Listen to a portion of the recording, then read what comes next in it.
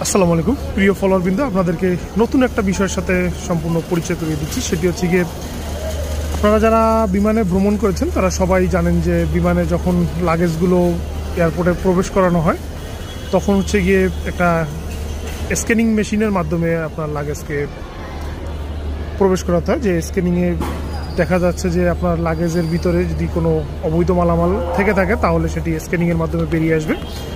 তারই ধারাবাহিকতায় বাংলাদেশ রেলওয়েও তার যে যাত্রী সেবা পরিধি বৃদ্ধির জন্য মূলত এই স্ক্যানিং মেশিনটি বসাচ্ছে।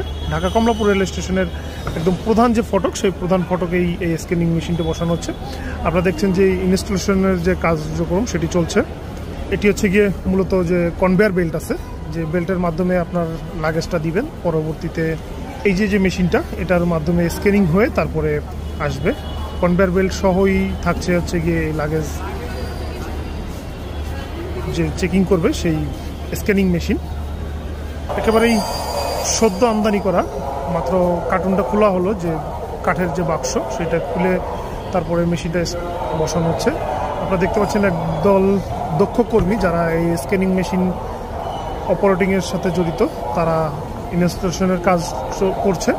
এবং ডান পাশের যে গেটটা, এই গেটেই মূলত বসানো হবে। তবে দু এক দিনের ভিতরেই হচ্ছে গিয়ে স্ক্যানিং মেশিনটি চালু হয়ে যাবে।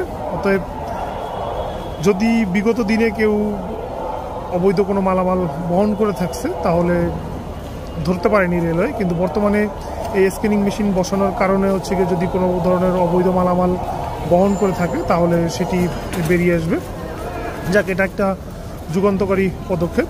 ধন্যবাদ বাংলাদেশ রেলওয়েকে। এরকমের ভবিষ্যতেও আরও অন্যান্য যে স্টেশনগুলো আছে, ঢাকা বিমানবন্দর স্টেশন বা অন্যান্য যে সব স্টেশন আছে, সেই স্টেশনে আপনার মূলত হচ্ছে গিয়ে এই মেশিনটা বসবে, তাহলে আরও সুন্দর এবং যাত্রীদের চলাচল আরও স্বাচ্ছন্দ্য হবে। আমরা একটু স্ক্যানিং মেশিনের চতুর্পাশটা একটু ঘুরে দেখি, তাহলে আরও বুঝতে সুবিধা হবে।